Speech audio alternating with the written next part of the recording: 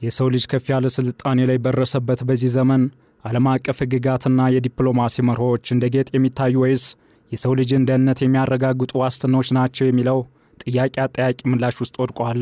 በመካከለኛው ምስራቅ የተቀሰቀሰውና አድማሱን እያሰፋ የመጣው ደም አፋሳሽ ጦርነት ከንጹሃን እልቂት ባለፈ ለዘመናት የተገነቡ ዓለም አቀፍ ስርዓቶችን ክፉኛ እየፈተናቸው ይገኛል። የዲፕሎማሲው አውድማ ወደ ወታደራዊ የበላይነት ፍላጎት ሲቀየር፣ ሰብአዊ መብቶች በፖለቲካ ጥቅሞች ሲሸረሸሩና የሉዓላዊነት ትርጉም በኃያላን ፍላጎት ስር ሲወድቅ ዓለም ወዴት እየገሰገሰች እንደሆነ መጠየቅ ወቅታዊ ሆኗል።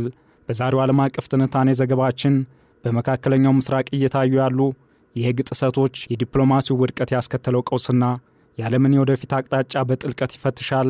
የታሪክ መነጽርን በማስተካከል ዛሬ የምናያቸው ጥሰቶች ነገ ለሚገነባው ዓለም አቀፋዊ ስርዓት የሚጥሉትን ጥቁር ጥላ በዝርዝር እንመለከታለን። ዳዊት አርአያ አዘጋጀውን አበረ ስሜን አቀርበዋለሁ።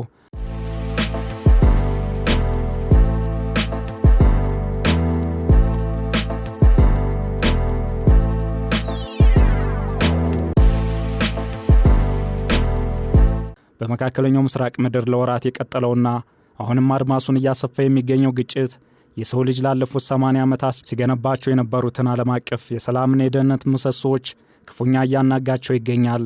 ይህ ቀውስ ከድንበር ግጭት አልፎ የዓለምን የዲፕሎማሲ የሰብአዊ መብትና የዲሞክራሲ እሴቶች መለኪያ እየቀየረ የመጣ ክስተት ሆኗል።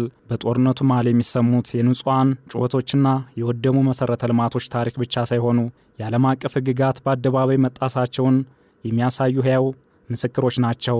በተለይም የጄኔቫ ስምምነት ጥበቃ ያደረገላቸው የሕክምና ተቋማት፣ የትምህርት ገበታዎችና የሲቪል መኖሪያዎች የጥቃት ኢላማ መሆናቸው ዓለም ወደ አደገኛ የጫካ ሕግ እየተመለሰች እንደሆነ ስጋት ደቅነዋል። የሰብአዊ መብቶች ጥሰት በዚህ ግጭት ውስጥ እጅግ አሳሳቢው ገጽታ ሆነው ተመዝግበዋል። ንጹሃን ዜጎች ያለ መጠለያ፣ ያለ ምግብና ያለ ሕክምና እርዳታ እንዲቀሩ መደረጉ የዓለም አቀፍ ሰብአዊ ሕግጋትን ክፉኛ የሚጻረር ነው። ድምፅ አንድ እነዚህ ሆስፒታል ውስጥ መድኃኒት አልቋል፣ የቆሰሉ ሕፃናት በየመሬቱ ተኝተዋል፣ ዓለም የት ነው ያለችው የሚለው የጤና ባለሙያ ስሞታ የሕግጋቱን ተግባራዊነት ጥያቄ ውስጥ የሚከት ነው። የጦርነት ወንጀል ተብለው የሚፈረጁ ተግባራት በየቀኑ እየተፈጸሙ ባሉበት ሁኔታ የዓለም አቀፉ ማኅበረሰብ የተለመደው የውግዘት ቃላት ብቻ በቂ አለመሆናቸውን በተግባር እያየን ነው።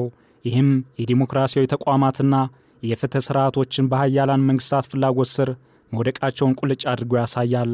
በዲፕሎማሲውና በዓለም አቀፍ ግንኙነት ረገድም የታዩት ጥሰቶች ታሪክ የማይረሳቸው ናቸው። የዲፕሎማሲያዊ መልእክቶችና ደህንነትና የኤምባሲ ክብር የሚጠበቅበት የቪየና ስምምነት በተደጋጋሚ ተጥሷል። በሉዓላዊነት ሀገራት ግዛት ውስጥ የሚገኙ የዲፕሎማሲ ተቋማት ላይ የሚፈጸሙ ጥቃቶች የዓለምን የዲፕሎማሲ ግንኙነት ወደ ከፋ ደረጃ ወርደውታል። የአካሄድ ሀገራት በንግግርና በድርድር ችግሮቻቸውን ከመፍታት ይልቅ ወደ ኃይል እርምጃ እንዲያዘነብሉ የሚያደርግ አደገኛ ቅድመ ሁኔታ እየፈጠረ ይገኛል። የዲፕሎማሲው መድረክ በሰላም አማራጮች ፋንታ የጦርነት ነጋሪት መጎሸሚያ ሆኖ ማገልገሉ ዓለም አቀፍ ግንኙነት ወደ ቀድሞ የጎራ ክፍፍልና የጠላትነት ስሜት እየተመለሰ መሆኑን ያመላክታል። ዓለም ወዴት እየተጓዘች ነው የሚለው ጥያቄ አሁን ላይ የብዙዎች ስጋት ሆኗል። የተባበሩት መንግስታት ድርጅትና የጸጥታው ምክር ቤት የገቡትን ቃል ኪዳን ጠብቀው ጦርነቱን ማስቆም አለመቻላቸው የሁለገብነት ስርዓት መዳከሙን ያሳያል። የቪቶ ስልጣን ያላቸው ሀገራት የራሳቸውን ፖለቲካዊ ጥቅም ከዓለም አቀፍ ሰላም በላይ በማስቀደማቸው ፍትህና ሕግ የጥቂቶች መጠቀሚያ ሆነው ቀርተዋል። ድምፅ 2 በምክክር ቤቱ የምናየው መከፋፈል ለንጹሃን ሞት ፍቃድ መስጠት ነው የሚለው የዲፕሎማሲ አስተያየት የተቋማቱን አቅመ ቢስነት በግልጽ የሚያሳይ ነው።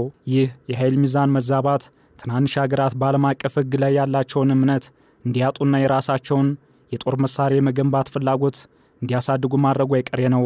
በመካከለኛው ምስራቅ የሚታየው ጦርነትና ተያያዥ ጥሰቶች የዲሞክራሲ እሴቶች መሸርሸርንም ይዘው መጥተዋል። የመናገር ነጻነት፣ የፕሬስ ነጻነትና የዜጎች መረጃ የማግኘት መብት በብሔራዊ ደህንነት ሰበብ እየተገደቡ ይገኛል። ጋዜጠኞች በስራቸው ምክንያት ጥቃት የሚፈጸምባቸውና የሚገደሉባቸው አጋጣሚዎች መጨመሩ የነጻው ሚዲያ ሚና ምን ያህል አደጋ ላይ እንደወደቅ ማሳያ ነው።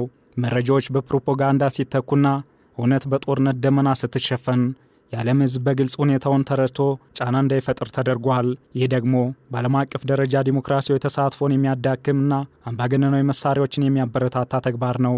ወደፊት ለሚመጣው ትውልድ የምናስተላልፋት ዓለም ምን አይነት ትሆናለች የሚለው ጥያቄ ዛሬ በምንወስዳቸው እርምጃዎች ላይ የተመሰረተ ነው። ዓለም አቀፍ ሕግጋት የሚከበሩት ለደካሞች ብቻ ሳይሆን ለሁሉም እኩል ሲተገበሩ ነው። በመካከለኛው ምስራቅ የሚታዩ ጥሰቶች ካልተገቱና ተጠያቂነት ካልሰፈነ የሰው ልጅ ላለፉት ዓመታት ያሳካቸው ስልጣኔዎች ሁሉ ዋጋ ቢስ ይሆናሉ። የዓለም መሪዎች ከጠባብ ብሔራዊ ጥቅም ወጥተው ለሰው ልጅ ህልውና ቅድሚያ ካልሰጡ አሁን የምናየው ቀውስ የትልቅ ጥፋት መጀመሪያ ሊሆን ይችላል። የዲፕሎማሲው አውድማ በሰላም ጥበብ ተሞልቶ ሕግ የበላይነቱን የሚያረጋግጥበት አዲስ የዓለም ስርዓት መገንባት የዛሬው ትውልድ ግዴታ ነው። ይህንን ትንታኔ ስናዘጋጅ ሮይተርስን፣ አልጀዚራን እንዲሁም የአምነስቲ ኢንተርናሽናልን፣ የሂውማን ራይትስ ዎችን፣ የዩናይትድ ኔሽን የሴኩሪቲ ካውንስልን ሪፖርት ተጠቅመናል።